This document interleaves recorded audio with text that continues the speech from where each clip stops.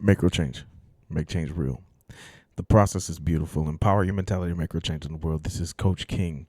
I'm back with the idea of change. Um, I believe where we left off with was growth. Growth is expansive. When I think of growth, I think of something expanding. You know, Jesus talked about the kingdom suffers violence, and the violent take it by force. And so he's talking about the expansion of this idea of repentance that happened, changing your mind. Our minds change for the better, and our minds change for the worse sometimes. It's our human nature to make decisions. God gave us free will. And what does that mean? That means our will is strong, and he gave it to us freely. God is good and all the time, right? God is good all the time, and all the time, God is good. So we must understand that concept that our free will, okay, it's our free will. And in our free will, we have the ability to change our thoughts, change our mind, change our environment, change our clothes, change our spouses, which is, controversial topics, change our girlfriends, change whatever, and we have free will to do so, right? There's free will to make those choices. However, there is a kingdom way of living. There is a domain to the kingdom. There is dominion, power, authority to the kingdom. There is knowing of thyself. There is knowing thy word. There is all of those things that encompass our life, right? And we have the ability to decide. We have the ability to dream. We have the ability to change the way we do things, the way we act, the way we behave, the way we talk, the way we walk. Okay. And there's so many different aspects of change. Change is inevitable. You hear that. That's a cliche. And we know that change is inevitable. Okay, because we're faced with change constantly every single day. There is a challenge for us, and we have to make a decision. Are we going to change? Or are we going to stay the same?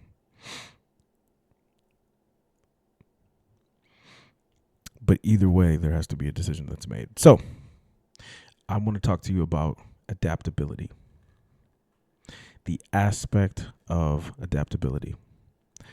Adaptability is the quality of being able to adjust to new conditions or the ability to be modified for a new identity or purpose. Let's look at 1 Corinthians 12:21 through 26. This is the NIV. The eye cannot say to the hand, I don't need you. And the head cannot say to the feet, I don't need you. On the contrary, those parts of the body that seem to be weaker are indispensable. That means you cannot get rid of those parts. The eye cannot say to the hand, I don't need you. And the head cannot say to the feet, I don't need you.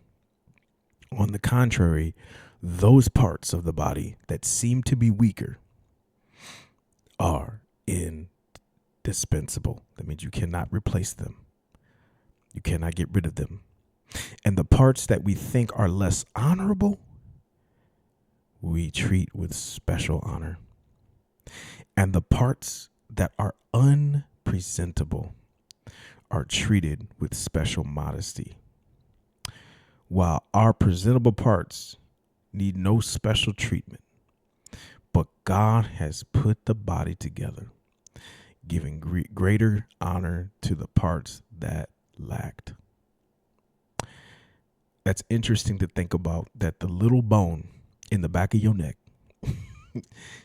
right at the base of your neck and your skull, if you got rid of that small bone, your head would not be upright. There is a bone in your foot. When you lose that bone in your foot, you won't be able to walk. And it seems like a very small piece. Has anybody ever had back pain? Have you ever had a disc slip? That's the most excruciating thing in your life. It's paralyzing. You feel like your hips are like being pulled to the floor. You can't stand up. You can't sit down. You can't move. All you can do is lay on your back with your feet up. That's it. And you don't even want to roll because that pain is so excruciating because of all the nerve endings. But it's just something simple as a disc in your back. That is kind of the best analogy to describe that. And all the parts are unpresentable and treated with special modesty, while our presentable parts, my biceps, right? I got this big old chest, but if I ain't got a disc in my back, none of that matters. Okay, so God has put the body to get together, giving greater honor to the parts that lacked it. So greater parts are inside of you. It's not what is being seen, but it's what's inside of you. God honors the inside. That's a whole nother topic. Okay. So that there should be no division in the body. So he honors the parts that lacked honor, that lacked the special treatment, that doesn't get that special treatment. It's so funny in back pain or like muscle tightness. A lot of times we hit in our hips, like our gluteus maximus is the biggest muscle in your glutes, in your buttocks. Okay. But there's a tiny band muscle called the piriformis. And if that sucker gets tight, your glutes they're ineffective. And everything you do is taxed to the smallest muscle in your lower back. And that is your rectus spinae or your multifidus, which is even smaller than the erectors. If you strengthen your erectors, yeah, you can keep your spine erect and nice and strong in the low back area. But if that piriformis breaks down, it actually can create shifting, an oscillation of the spine, which causes and leads to sciatica. We can get sciatica from the imbalances that it causes. That little muscle, that piriformis, another one is called the QL, quadratus laborum. It's Latin, and it's right on the side. It's a little small square, right next to the top of the iliac crest, and it sits. There's another little muscle in the base of the core that make up your core muscles. There's another little muscle that's the iliopsoas muscle. It connects the spine to the front of the pubis anteriorly.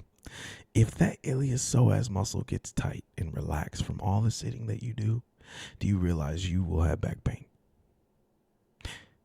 Yes, you will. The gracilis inside of your adductors, not your adductor magnus, the one that connects the femur to the base of the pubis or the pelvic region in the front and anterior. It wraps, but if you get that gracilis, it kind of the origin is right in the hip pointer, and it goes down the side of your leg. Seems very pointless, but if that muscle is kind of tweaked, you are going to experience a hip impingement of some sort, also leading to back pain.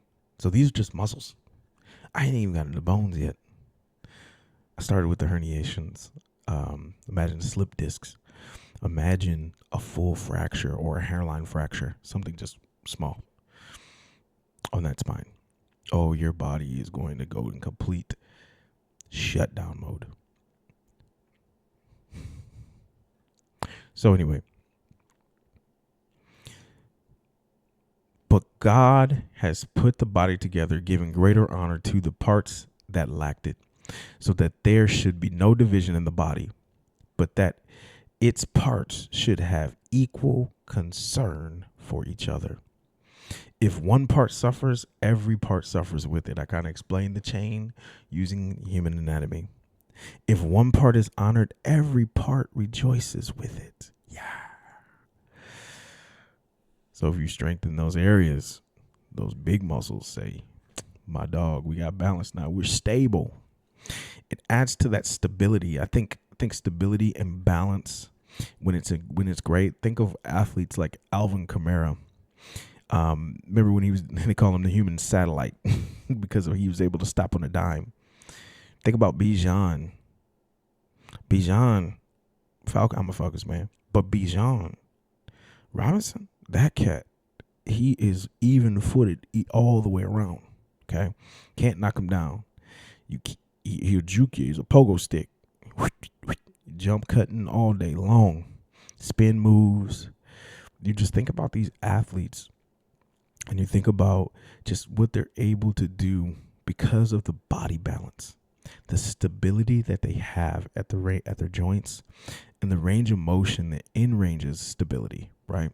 So they're able to stretch at a long in range and still remain stable.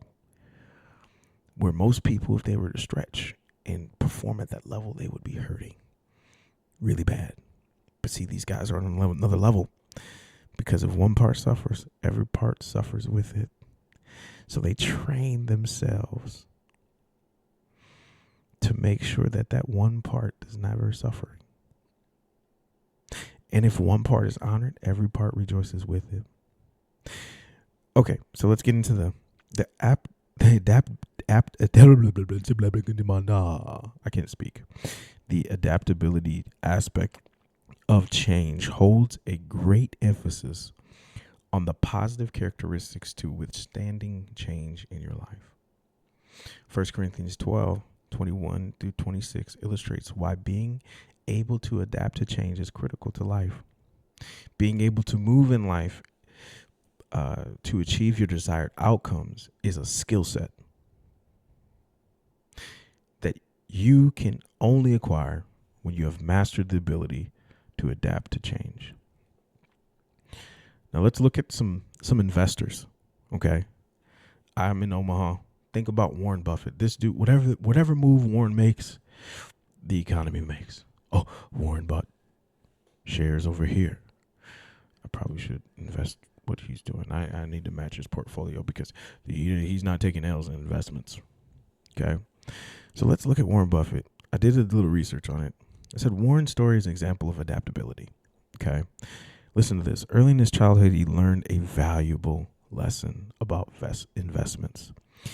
This lesson catapulted him into a multi-billion-dollar investment mogul, Berkshire Hathaway CEO, but his value is incredible. So as a preteen, he invested in a company that only made marginal gains in the stock market. And then and these marginal gains eventually were able to surpass his original sale price by 50 times. So in other words, had he held onto the stock. So basically what Warren did is he invested into this company in the stock. The stock was only making marginal gains, so he sold it. He didn't keep it. Didn't hold on to the part. He let it go. And then he realized, and he watched something. He said, the stock eventually surpassed his original sales price by 50 times. So in other words, had he held on to the shares of the stock, he would have made 50 times the amount that he sold it for. And from that moment, they said that's when Warren really woke up as to what opportunity he missed. And right there, it would be safe to say that Warren adapted and became the multi-billionaire by investing in companies that other investors didn't see any value in. So just like him, he learned, he adapted from what he lost. He eventually began to become an entrepreneur and ultimately adapting to change. So he displays this ability to adapt because he's learned from his losses. So another incredible person who exemplifies a form of adaptability is Tom Brady, arguably the best quarterback to ever play football. Tom Brady won 7 NFL Super Bowl championships, 5 Super Bowl MVPs, 3 NFL MVPs. It's without a doubt that Tom Brady is a legend. Now, Tom's story is rooted in being able to adapt. For those who don't know, Tom Brady got his opportunity, okay, to play in the NFL, okay, and I'm gonna tell you how. So he was drafted 199th. That means he was like not even on anyone's radar. Number one, and also at University of Michigan, he didn't even start. He wasn't even like a starting quarterback, and he was drafted in the 2000 draft, NFL draft, by the New England Patriots. And in 3 games into 2001 season, Drew Bledsoe, all pro, took a massive hit from Jets Mo Lewis. Mo Lewis was bringing that thunder. Now, Thunder Mo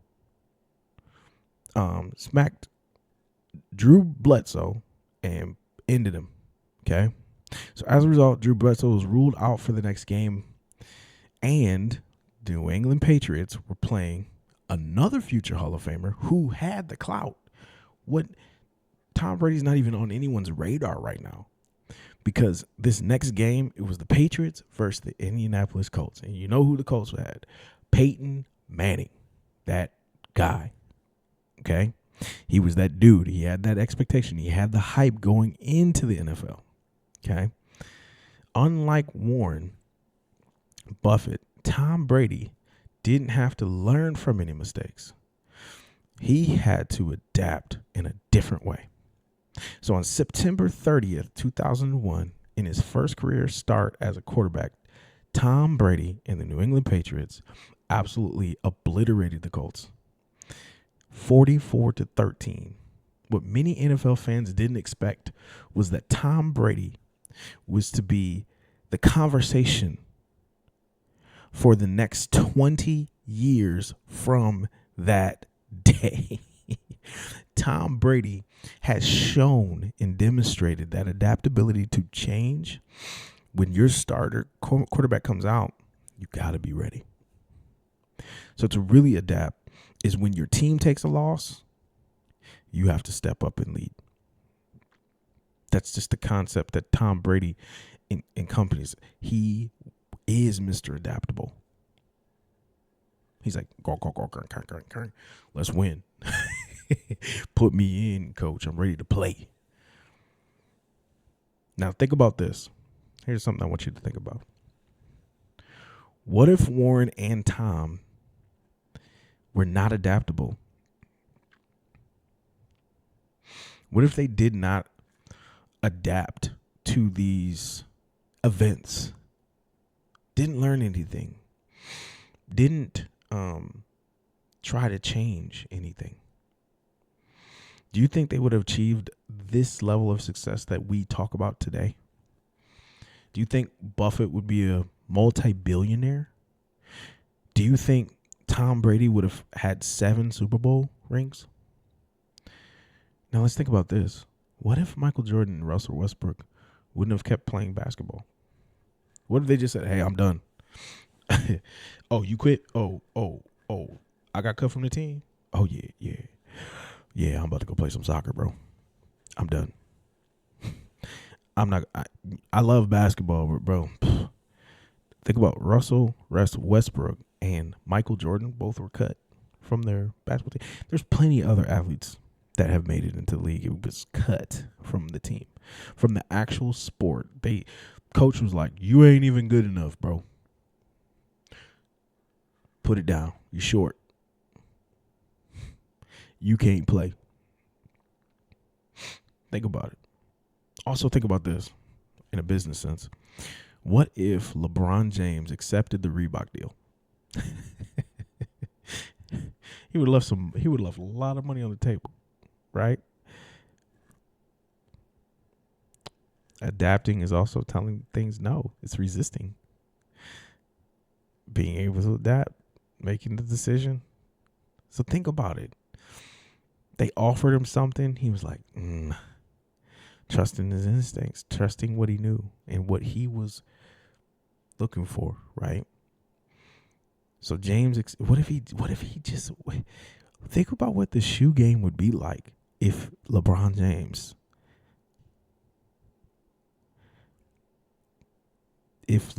James signed the shoe deal. What if? So speculation brings us to some very important principles of adaptation that are worth mentioning. The said principle of adaptation, also known as the specific adaptation to impose demands, states that the human body will adapt specifically in response to the demands and stresses placed on it. This has been broken down into a specific principle through Hans Selye's concept of GAS, or General Adaptation Syndrome, which explains how the body's response to physiological stress. Understanding how humans respond to stress is important because, according to Hans Selye, anything that causes stress endangers life unless it is met by adequate adaptive responses. Conversely, anything that endangers life causes stress and adaptive responses. Adaptability and resistance to stress are fundamental prerequisites for life, and every vital organ and function participates in them. In addition, Hans Selye states, it will take many years. Indeed, many generations before the details of the general adaptation syndrome are satisfactory, elucidated. In fact, we shall never truly understand this phenomenon, since the complete comprehension of life is beyond the limits of the human mind. But there are many degrees of elucidation. It seems that the fog has been just sufficiently dispersed to perceive that the general adaptation syndrome through the measure of twilight, which permits us to discern the grandeur of its outlines, but fills us with the insatiable desire to see more. So Hans Selye really couldn't explain truly what adapting is. So I found a similarity between stress responses and change responses. If you look at what Hans Selye's definition of general adaptation syndrome is, I hypothetically swap the word stress with the word change. So when you make this adjustment, the word stress helps to create a clearer idea that the aspect of adaptability is a response to change, right? So the quote would then read as such: anything that causes change endangers life unless it is met by adequate adaptive responses. Conversely, anything that endangers life causes change. Adaptive and adaptive responses, ability and resistance to change, are fundamental prerequisites for life. And every vital organ and function participates in them. This explains the feelings and emotions that you have when you experience a change in your life. This is why the pain associated with loss of a loved one, whether it be death, divorce, separation, or disablement, comes with an emotional response, often trauma that is associated with it. I believe that God created our bodies this way to feel this because we are all connected by one spirit. 1 Corinthians 12 through 20. Just as the body, though one, has many parts, but all its many parts form one body. So it is with Christ, for we were all baptized by one Spirit, so as to from one body, whether Jews or Gentiles, slave or free, and we were all given that one Spirit to drink. Even so, the body is not made up of one part, but of many. Now, if the foot should say, because I am not a hand, I do not belong to the body, it would not for that reason stop being part of the body. And if the ear should say, because I am not an eye, I do not belong to the body, it would not for that reason stop being part of the body. If the whole body were an eye, where would the sense of hearing be? If the whole body were an ear, where would the sense of smell be? But in fact, God has placed the parts in the body, every one of them, just as he wanted them to be. If there were all one part, where would the body be? As it is, there are many parts, but only one body. So there's a fascinating story. This Alberta Lorelei Monsagutu is a Romanian singer and pianist. And she might be by far the perfect example of the aspect of adaptation. She was born with a severe disability that did not allow her arms to develop at all. In fact, doctors only believed that she would live only a couple of days. So 14 years later, Alberta auditioned and won the Romanians Got Talent in an inspiring fashion. You can go look it up. Alberta rose like a phoenix by adapting her inability to use her arms to play the piano and empowered her feet and voice to inspire millions of people in Romania and around the world, and is a physical manifestation of Corinthians 12:21 through 26. Alberta's story reminds us not only that the power of adaptation is a response to our limitations, but can be used as a positive aspect of change to overcome our barriers in life to successfully achieve any goals that we set our minds to.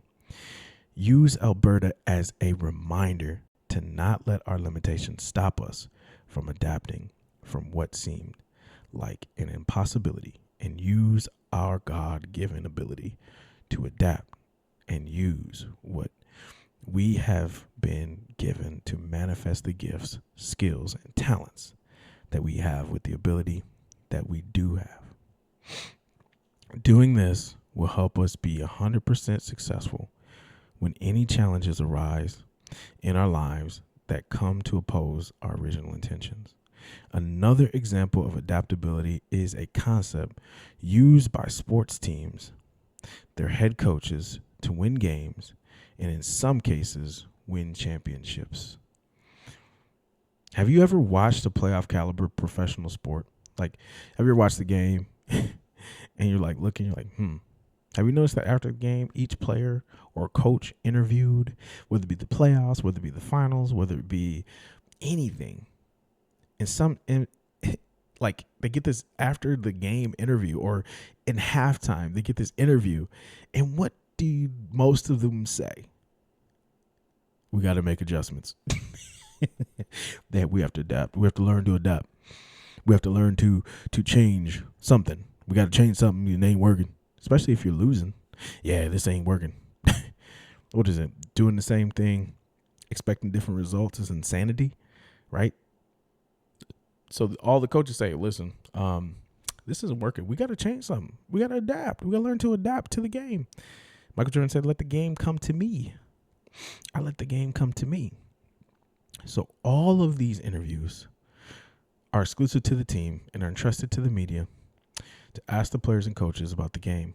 What they did to come back. So think about how they came back. Oh, we made some adjustments in the third half, or we made some adjustments in the second. Really, they're saying, hey, we adapted to what their offense was giving us, and we locked down on defense like the Pistons did the Lakers in 03, 04. I forget. Whatever year they won the NBA title, they locked up the Lakers, okay? And they talk about just adapting. So what does this say about adaptation, about our adaptability?